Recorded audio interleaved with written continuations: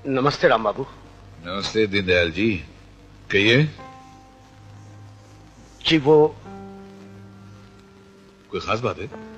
जी हाथ जोड़ के आपसे विनती करने आया हूं। अरे आप कहिए तो सही, क्या बात है? जी वो मुझे 10,000 रुपए का कर्ज चाहिए। कर्ज? जी हाँ, उसके बदले में मैं अपना घर आपके पास गिरवी रखने को तैयार हूँ। दीनदयाल जी। जी। कितने बरसों से नौकरी करें आप यहाँ पर? जी 15 साल से। और 15 साल की नौकरी करने के बाद आपने मुझे पहचाना नहीं? एक मामूली से 10,000 रुपए के लिए मैं आपका मकान अपने पास गिरवी रखूंगा? मतलब मेरी ये इज्जत है आपकी नजरों में? गलती हो गई राम बाबू, क्षमा कर दीजिए। दीनदयाल जी, मैं जिसको अपना कहता हूं ना, अपने दिल से कहता हूं।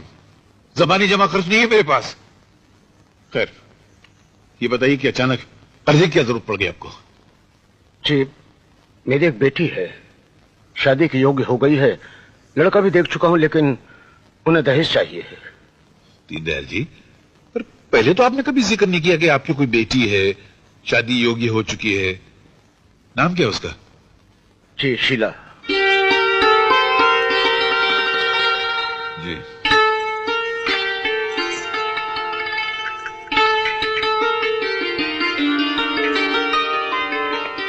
नमस्ते बाबूजी। नमस्ते बेटी, जीते रहो।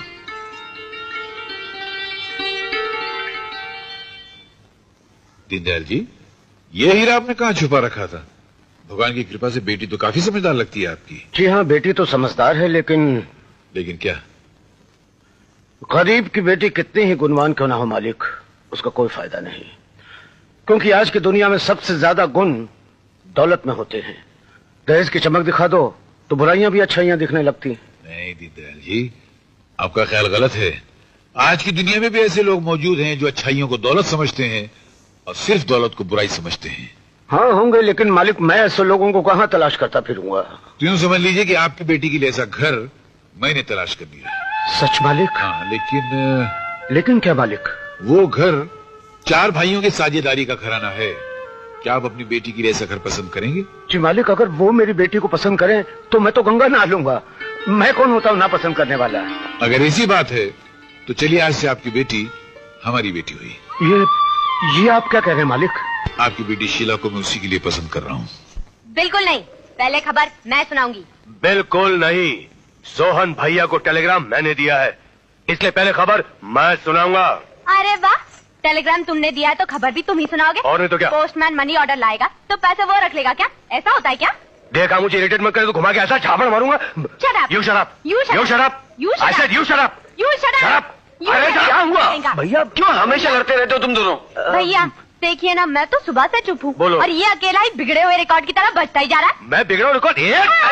अरे कुछ बंद करो। अच्छा ये बताओ, भाभी कहाँ? भाभी क्यों? आप यही जानना चाहते हैं ना कि मैंने आपको टेलीग्राम क्यों भेजा?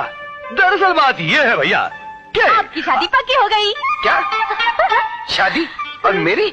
हाँ क्यों, क्या हुआ? अरे मैं नहीं करना चाहता शादी वादी। क्यों क्यों क्यों क्यों? अरे अभी मेरी पढ़ाई बाकी है, मैं नहीं पढ़ना चाहता जंजाल में।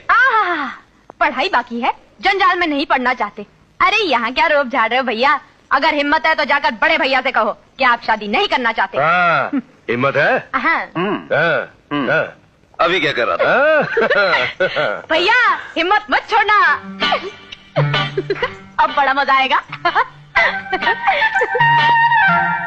इडियट। You idiot. भैया अरे आजा। जीते रहो। अरे जीता रे, ये क्या अचानक छुट्टी मिल गई? अरे अभी तो शादी की खबर मिली तो दौड़ा चला आया। जब शादी हो जाएगी तो घर से बाहर निकलने का नाम नहीं लेगा। मेरी शादी तय करने से पहले मुझसे पूछ लेना चाहिए था। पूछ लेना था? वो ये कैसी बात कर रहा है? सोहन, अब क्या छोटों की शादी के लिए बड़ों को छोटों से पूछना पड़ेगा? ठीक है बुआ, ठीक है, इसका मतलब मैं समझ रहा हूँ। पन्नालाल जी, मैं आपसे माफी मांगता हूँ, ले जाइए सब चीजों को। ऐसी बात नहीं है भैया, आप मुझे गलत समझ रहे हैं। मैं तो अपने सिद्धांत की बात कर रहा था। हाँ भाई, बहुत बड़ी गलती हो गई। तुम्हारे सिद्धांतों को जाने बगैर मैं अपना अधिकार समझकर, अपना हक समझकर तुम्हारा ब्याह पक्का कर बैठा। लेकिन मैं कमबख्त भूल गया कि मेरे हक और मेरे अधिकारों की भी एक सीमा है और मैं जज्बात के रोम में बहते बहते उस हद की सीमा को पार करके चला गया। कोई बात नहीं, मैं जाकर अभी लड़की वालों से कह देता हूं और रिश्ते को तोड़वा देता हूं। अब फिर क्या होगा? मैं उनके सामने झूठा ही तो पड़ जाऊंगा। दुनिया कहेगी कि राम के दिन क्या फिरे, उसकी बुद्धि फिर गई, 4 पैसे क्या अकल चली गई उसकी। अपने छोटे भाइयों पर ऐसे अधिकार जमाता फिरता है जैसे वो उसके भाई नहीं, उसके बेटे हैं, उसकी औलाद हैं। मगर सही बात यह बेटा कि मैं वाकई जज्बात के रोम में बहते बहते अपनी औकात भुला बैठा। अरे इन हाथों से तुम्हें पाला तो क्या हुआ, मैं तुम्हारा पिता तो नहीं हूं ना, तुम्हारा सिर्फ बड़ा भाई हूं। मेरा ये जो सर है ना, ये तुम्हारा गुनहगार है, इसको दुनिया के कदमों में झुक जाने दो, ठोकरें खाने दो उसको। मुझे माफ कर दो बेटा। नहीं बड़े भैया, फिर कभी दोबारा अपनी जबान पर ऐसी बात मत लाना।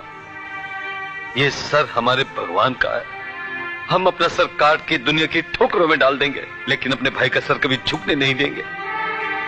ये कौन कहता है कि आप हमारे बड़े भाई हैं? मां बाप रिश्तेदार भाई जो कुछ भी हैं आपने, और कोई नहीं। मैं जो अपने सिद्धांत की बात कर रहा था, तो मेरा सिद्धांत, मेरा धर्म मुझे यह कहता है कि आपको मुझे तार देकर बुलाने की भी कोई जरूरत नहीं थी। बाप बेटों को हुक्म दिया करते हैं, तार देकर उनकी आज्ञा नहीं लिया करते भैया।